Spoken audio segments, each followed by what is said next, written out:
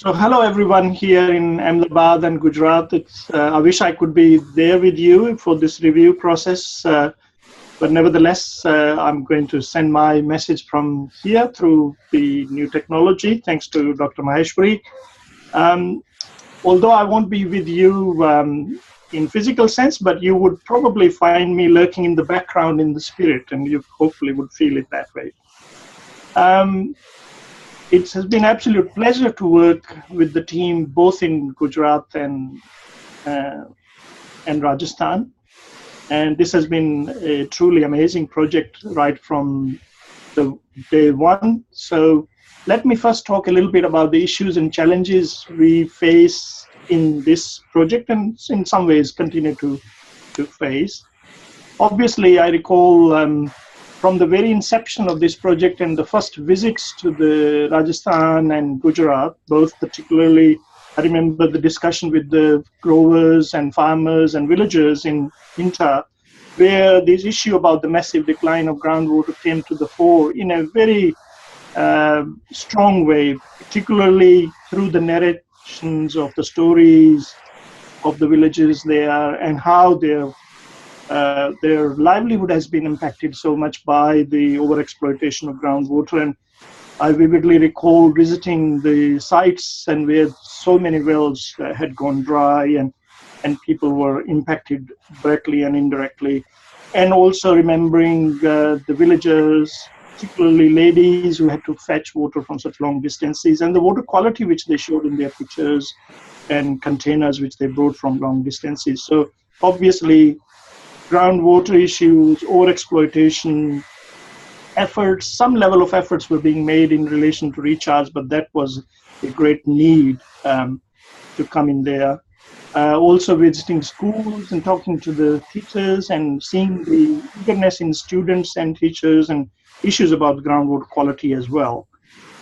So I think probably the most prominent challenge in terms of challenge which I sensed at that time was how do we make the community there to treat groundwater as a shared resource rather than an individually owned by some people who had more money and could dig deeper wells and put massive or more powerful motors, and so you could exploit more water.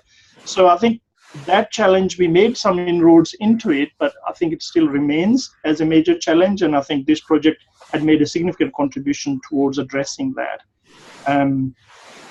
So reflecting back on how did we go in this project, in my opinion, this has been a truly interdisciplinary, a participatory project, and these are the strengths of this project, where it's a multidisciplinary project couldn't achieve. The interdisciplinary nature of this project could achieve that through the multiple elements of this project, where it's grassroots level engagement, understanding of socioeconomic drivers,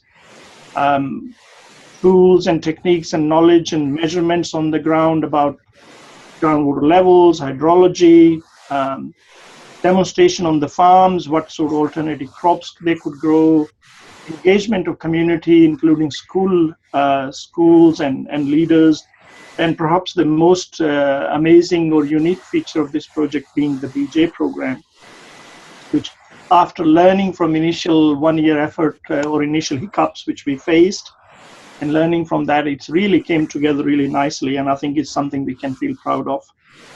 I think school involvement, personally, from my direct sort of interest and experience point of view, is a very unique feature of this project, and also something which we have done well in terms of coming up with the programs of continuous engagement of the schools, but more importantly, the resource book, which I think would be a resource for quite a time to come.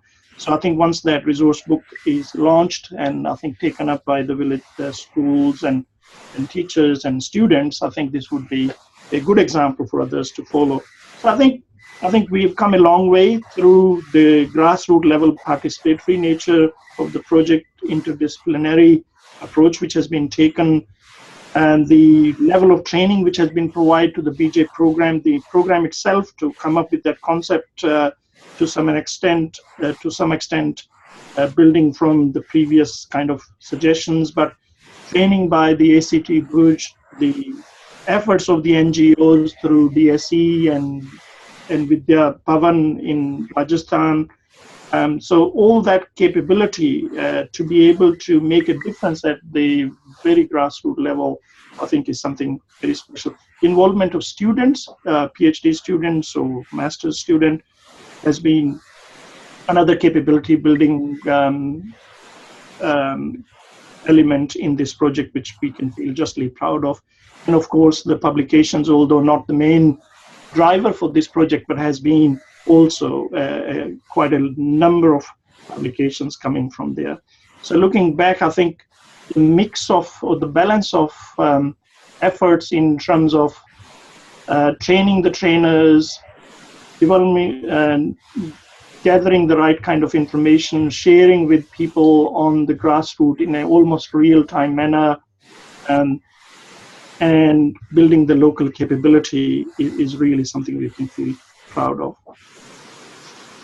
When I think about particularly the element of the project school engagement and what we learned from that, as well as broadly speaking from a big picture perspective of this project.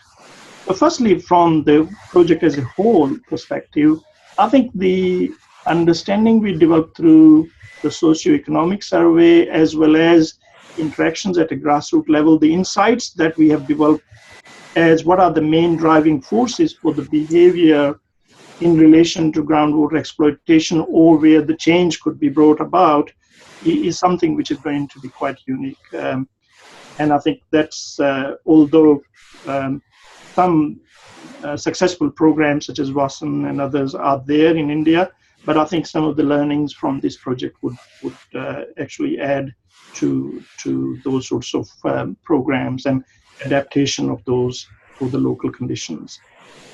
Specifically about the school surveys and engagement and the development of resource book and all that, I didn't realize previously the direct sort of link between groundwater scarcity and school absenteeism, which came through the survey which we did, and how it was impacting at the opportunities, and particularly for the female students, the girl students, and how that disparity which exists in the gender terms in education opportunity is exacerbated by the scarcity of groundwater and the contribution of the students they have to make, particularly girls, to the household chores, which was backed up by the socioeconomic analysis. That was quite revealing, if you like.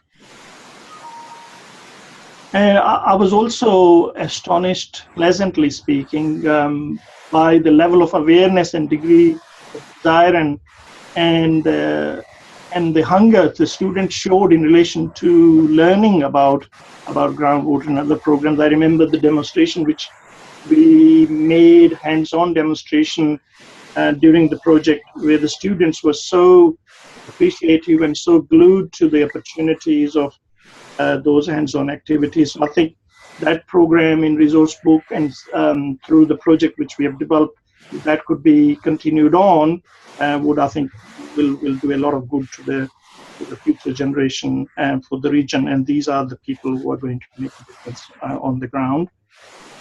So I think, reflecting on the project, this project has been quite different in some ways, because two reasons mainly: the participatory nature, going to the grassroots level, focusing on the implementation and engagement of community and actually building the capacity on the ground.